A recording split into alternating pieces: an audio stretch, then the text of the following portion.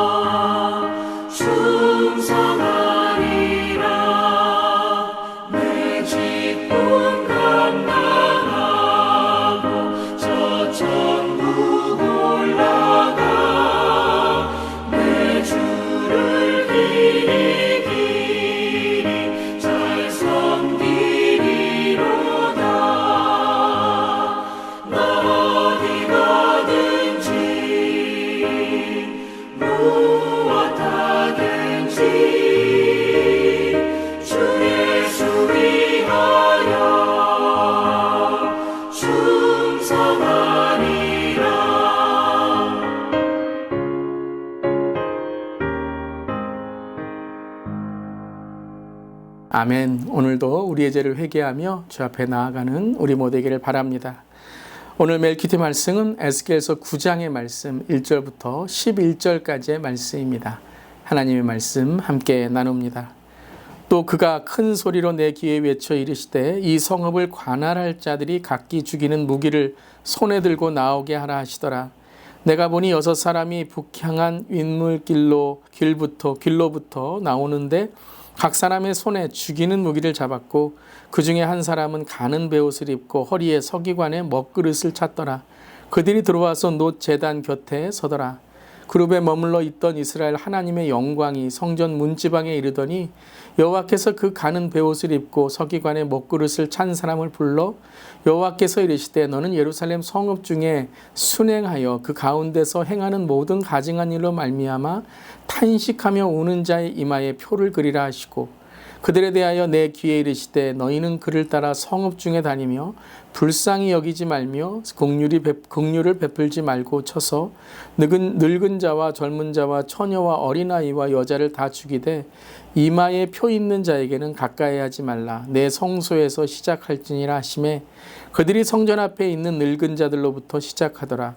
그가 또 그들에게 이르시되 너희는 성전을 더럽혀 시체로 모든 뜰에 채우라. 너희는 나가라 하시매 그들이 나가서 성읍 중에서 치더라.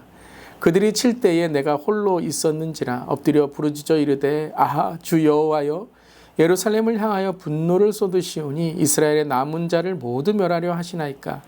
그가 내게 이르시되 이스라엘과 유다 족속의 죄악이 심히 중하여 그 땅에 피가 가득하며 그 성읍에 불법이 찼나니 이는 그들이 이르기를 여호와께서 이 땅을 버리셨으며 여호와께서 보지 아니하신다 함이라. 그러므로 내가 그들을 불쌍히 여기지 아니하며 긍휼을 베풀지 아니하고 그들의 행위대로 그들의 머리에 갚으리라 하시더라. 보라 가는 베옷을 입고 허리에 먹그릇을 찬 사람이 복명하여 이르되 주께서 내게 명령하신 대로 내가 준행하였나이다 하더라. 아멘. 하나님의 말씀입니다. 하나님 말씀에 감사드립니다. 혹시 여러분의 삶에서 하나님의 계속되는 혹독한 벌이 느껴지므로 하나님께서 정말 이 어려움과 이 상태를 계속해서 내 삶에 허락하시는 것에 대해 마음이 흔들리는 그러한 분들이 계시진 않습니까? 그러한 마음이 오늘 에스겔의 마음일지도 모릅니다. 계속해서 이 9장까지 하나님은 이스라엘 유다 백성에게 심판을 선포하시면서 내가 완전히 멸하게 하겠다라고 말씀하십니다. 어떻게 보면 지루하기도 하고 남루할 수 있는 이 잔소리처럼 몇 장째 화만 내시는 하나님의 이 모습, 여러분은 어떻게 묵상이 되십니까? 혹은 정말 계속되는 심판의 선포에 정말 억울하다, 하나님 참 너무하신다라는 마음이 들지는 않으십니까? 자, 여기에서요, 우리가 주관적인 억울함을 넘어서 객관적인 제3자의 입장에서 왜 하나님은 계속 호되게 이렇게 이스라엘 백성들을 나무라고 계시는가? 때로는 우리 자신의 때로는 어려움과 때로는 막히는 길 가운데 하나님은 왜 그것을 계속 허용하시는가? 한번 묵상해 보기를 원합니다. 첫 번째는 왜 그러실까요? 당연한 거죠. 오늘 말씀에서도 그들이 회개하지 않기 때문입니다. 뉘우치지 않기 때문입니다. 그저 자신의 억울함만, 내가 뭘 잘못했냐만 얘기하는 것이지 정말 그들의 잘못, 그들의 실수, 그들의 실패를 하나님 앞에 내어놓고 하나님, 내가 정말 새롭게 되기를 원합니다. 나를 고쳐주시옵소서라고 기도하지 않는 것이죠. 자, 두 번째는 무엇입니까? 완전히 지금 사탄에 묶여 있는 것입니다. 아무리 말해도 듣지 않는 것이죠. 오히려 듣지 않는 게 아니라 오히려 더 하나님께 대적하고 하나님께 반항하고 아니 더 죄를 짓고 악을 행하는 모습이 심해지고 있는 것이죠. 창세기 노아의 홍수 속에 부패하는 것입니다. 이제는 완전히 썩어져 새롭게 될 수가 없는 것. 그러니까 강도가 세어지고 목소리가 높아지는 이유는 그들의 죄가 점점 커지기 때문이다라는 것이죠. 하나님의 경고가 들리는 것이 우리의 삶에 때로는 은혜인 줄 믿습니다. 한번 댓글에 이렇게 달아볼까요? 하나님의 경고가 들리게 하소서. 하나님의 경고가 들리게 하소서. 하나님의 경고가 무엇입니까? 바로 하나님의 안타까움인 것입니다. 그렇다면 에스겔에게 하나님은 이제 이 마지막과 같은 시간 속에서 무엇을 새롭게 하시기를 원하시는가? 이제 무엇을 하라고 하십니까? 오늘 말씀에 보면 이 베옷을 입고 죽음의 무기를 갖고 있는 자들이 이제 모든 사람들을 죽이러 찾고 다닙니다. 그때 하나님께서는 누구를 찾으라고 말씀하시죠? 이마에 표를 그릴 자를 찾으라고 하십니다. 이마에 표를 그릴 자가 누구입니까? 그렇습니다. 하나님의 마음을 품은 자들입니다. 하나님의 눈물을 흘리는 자들이죠. 즉 첫 번째는 부정적인 것이 아니라 하나님의 긍정, 하나님의 사람을 찾으라는 것입니다. 안 되는 사람은요, 끝까지 안 되는 것이고 안 될 일은 끝까지 안 되는 것입니다. 이제 이스라엘은요, 멸망해야 되는 것이에요. 예레미야도 그랬죠. 이제 멸망할 것이다. 하지만 70년 후에 남은 자들을 통해서 하나님은 새롭게 하실 것이니 너희가 그것을 준비하라 라고 말씀하셨죠. 여러분, 안 될 사람, 안 될 것에 집중하는 것이 아니라 될 수 있는 일, 무엇이 새롭게 될 수 있을까? 하나님의 남은 자, 하나님의 긍정을 찾으라라는 것입니다. 그것이 바로 이마에 표 있는 자들, 죽음 가운데서 그 이마에 표 있는 자들에게는 가까이 하지 말라라고 명하고 계신 것이죠. 바로 하나님의 마음을 헤아리고 한탄하는 이들이 있다라는 것입니다. 그렇습니다, 여러분. 아무리 세상이 악하다고 해도 하나님의 마음을 아는 자, 그 남아있는 자, 살리는 자는 꼭 있습니다. 교회도요, 그 하나님의 헌신을 위해 늘 그 자리에서 하나님을 바라며 기도하는 분들 때문에 하나님의 은혜가 넘치는 것이죠. 이 세상도 혼탁하고 타락한 세상이지만 여전히 하나님의 마음을 품고 또 여전히 베품과 나눔의 사람들이 있기 때문에 빛이 비추는 줄 믿습니다. 자, 두 번째는 이것입니다. 비본질은 무너뜨려야 되고 본질로 다시 새롭게 돼야 된다라는 것이죠. 자, 7절의 말씀 읽겠습니다. 그가 또 그들에게 이르시되 너희는 성전을 더럽혀 시체로 모든 뜰에 채우라. 너희는 나가라 하시매 그들이 나가서 성읍 중에서 치더라. 자, 성전이 어떤 곳입니까? 성전은요, 하나님의 임재가 임하는 곳이에요. 절대 하나님의 임재가 떠나지 아니할 것이다라고 유대인들은 믿었습니다. 근데 성전이 회파되고 성전이 무너지고 그뿐만 아니라 하나님이 뭐라고 말씀하시죠? 성전을 더럽혀 시체로 모든 뜰에 채우게 될 것이다. 바로 그것입니다. 바로 성전이 이제 하나님의 임재를 담을 수 없는 그릇이 된 것이에요. 더러워진 것이 된 것이에요. 하나님이 더럽히시는 것이 아니라 더럽혀 있기 때문에 이제는 하나님께서 새롭게 시작하시기 위해서 성전의 건물이라는 비본질이 필요한 것이 아니라 하나님의 임재를 사모하고 하나님의 눈물을 흘리는 바로 본질, 성도, 그 하나님의 뜻을 이루는 자들이 필요한 것입니다. 이제 하나님께서 성전이라는 건물이 아니라 성도라는 하나님의 성전을 하나님께서 찾고 계신다라는 것입니다. 자, 첫 번째 질문과 연결해 보겠습니다. 계속되는 어려움과 막힘을 경험하십니까? 내가 무엇을 해도 잘 되지 않고 어떤 관계에서도 자꾸 내 관계가 어긋나 버립니까? 자, 오늘 에스겔에게서 말씀하신 이 완전한 무너짐과 멸망 가운데 하나님의 가르침을 우리가 묵상할 수 있기를 바랍니다. 무엇이었죠?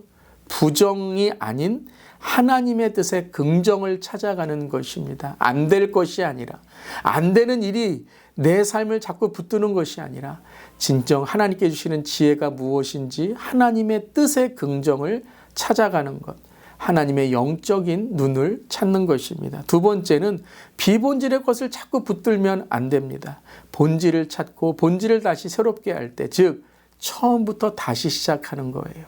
기본기부터, 새로운 시작부터 다시 내가 찾을 때에 바로 기본을 찾고 기초가 세워지고 반석이 이루어질 때 그 위에 무엇을 세우는지 간에 하나님께서 굳건하게 하실 줄 믿습니다. 막힌 길 가운데 하나님께 주시는 하나님의 길을 찾는 우리 모두 되기를 주님의 이름으로 축원합니다. 아멘. 오늘 두 가지 기도 제목입니다. 7월 한 달간 주신 열정과 헌신, 은혜와 복음을 잊지 않게 하시고 계속해서 이어가게 하여 주시옵소서.